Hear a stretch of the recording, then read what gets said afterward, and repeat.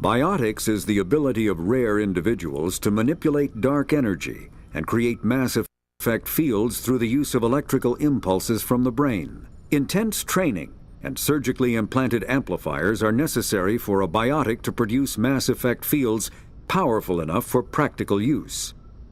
The relative strength of biotic abilities varies greatly among species and with each individual. There are 3 branches of biotics. Telekinesis uses mass-lowering fields to levitate or impel objects. Mass-raising kinetic fields are used to block or pin objects. Spatial distortion uses rapidly shifting mass fields to shred objects. Most organic species are capable of developing biotic abilities, though there are risks involved. Biotics are the result of an in utero exposure to element 0.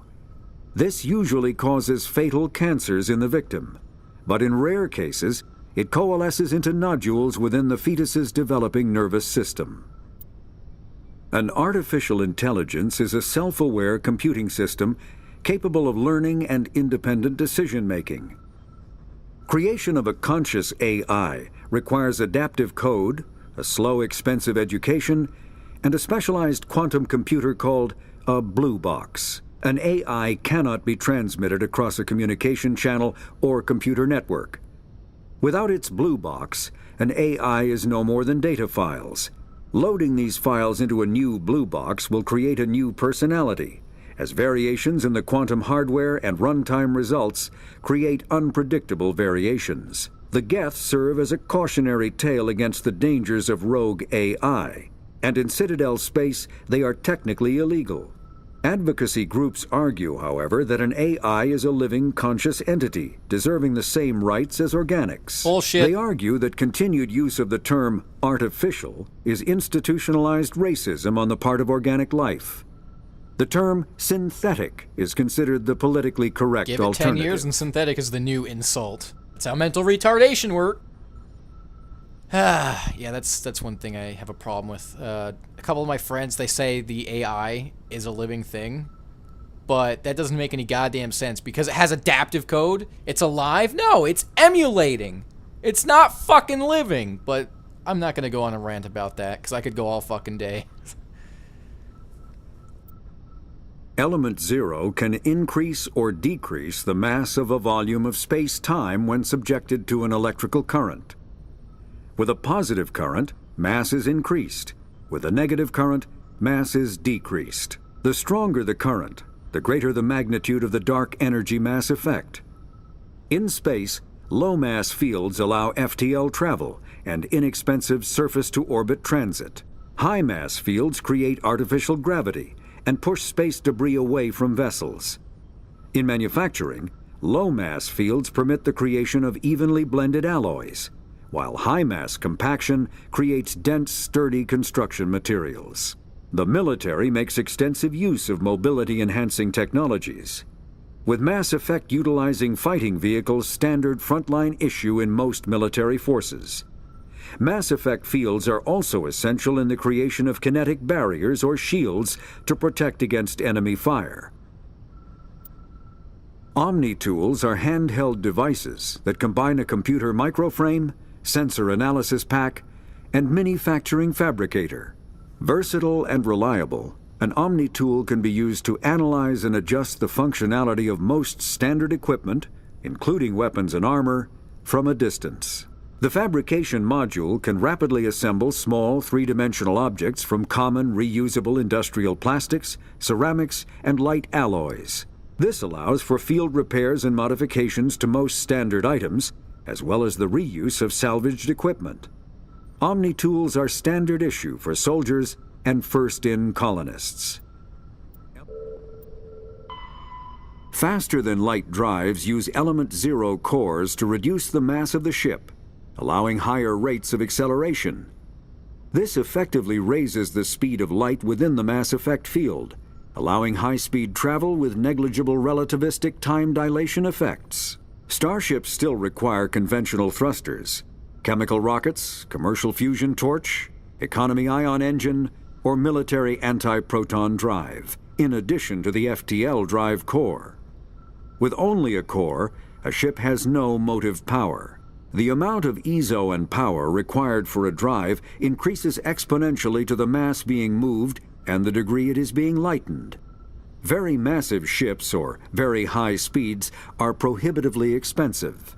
If the field collapses while the ship is moving at faster than light speed, the effects are catastrophic. The ship is snapped back to sublight velocity, the enormous excess energy shed in the form of lethal Cherenkov radiation. Well, it's a good thing I know what Cherenkov is, or whatever the fuck, because I just have that shit written down on a piece of paper in my pocket. Larger warships are generally classified in one of four weights. Frigates are small, fast ships used for scouting and screening of larger vessels. Frigates often operate in wolf pack flotillas. Cruisers are middleweight combatants, faster than dreadnoughts and more heavily armed than frigates. Cruisers are the standard patrol unit and often lead frigate flotillas.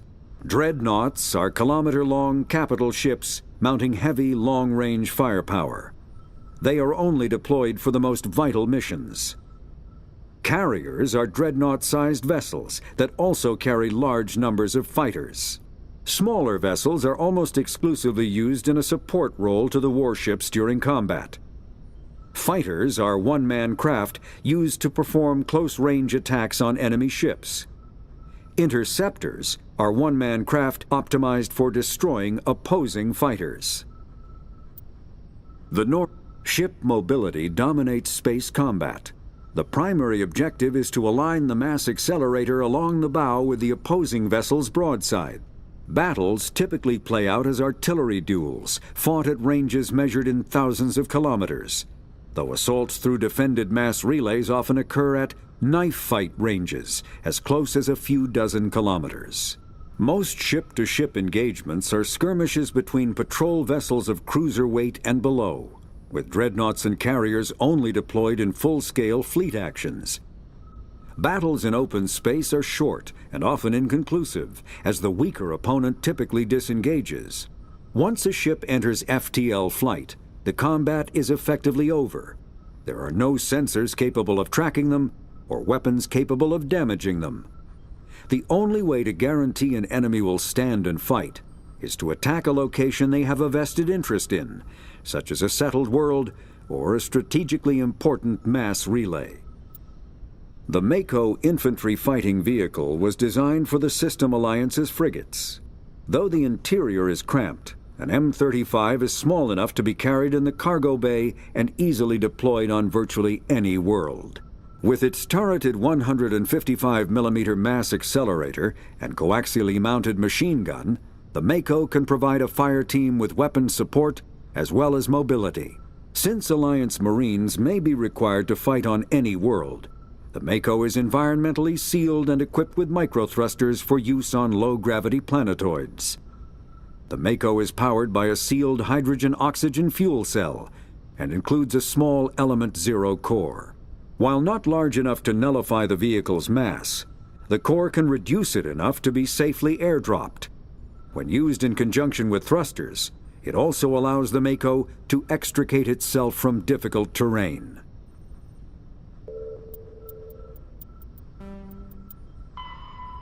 After the Geth secure a location, they round up and impale dead and living bodies on mechanical spikes. The spikes rapidly transform these victims into withered husks, extracting water and trace minerals and replacing them with cybernetics. The cybernetics reanimate the lifeless flesh and tissue, transforming the bodies into mindless killing machines. Some Alliance soldiers refer to the husk-generating spikes as dragon's teeth, a reference to the mythological berserkers who sprang up from the earth wherever the teeth of the dragon Eris were planted. Dragon's teeth and husks bear little resemblance to other pieces of Geth technology. No one is sure why a synthetic race would bother to drain the minuscule amount of recoverable resources from organic corpses, though the value of reusing them as shock troops is obvious. Thresher maws are subterranean carnivores that spend their entire lives eating or searching for something to eat. Threshers reproduce via spores that can lie dormant for millennia. yet are robust enough to survive prolonged periods in deep space and atmospheric re-entry. As a result, thresher spores appear on many worlds, spread by previous generations of space travelers. The body of a thresher never entirely leaves the ground. Only the head and tentacles erupt from the Earth to attack. In addition to physical attacks, threshers have the ability to project toxic chemicals and emit bursts of infrasound as a shockwave weapon. The Alliance first encountered threshers on the colony of Akuz in 2177. After contact was lost with the Pioneer team, Marine units were deployed to investigate. The shore parties were set upon by hungry threshers, and nearly the entire assault force was killed. Alliance forces recommend engaging threshers with vehicle-mounted heavy weapons. 50,000 years ago, the Protheans were the only spacefaring species in the galaxy. They vanished in a swift galactic extinction. Only the legacy of their empire remains. They are believed to have built the mass relays and the Citadel, which have allowed numerous species to explore and expand throughout the galaxy. Prothean ruins are found on worlds across the galaxy. While surprisingly intact for their age, functioning examples of Prothean paleotechnology are rare. Time and generations of looters have picked their dead cities and derelict stations clean. Some believe the Protheans meddled in the evolution of younger races. The Hanar homeworld of Kaj'e, for example, shows clear evidence of former Prothean occupation. The presence of a former Prothean observation post on Mars has caused a rebirth of interventionary evolutionists among humans. These individuals believe the god myths of ancient civilizations are misremembered encounters with aliens.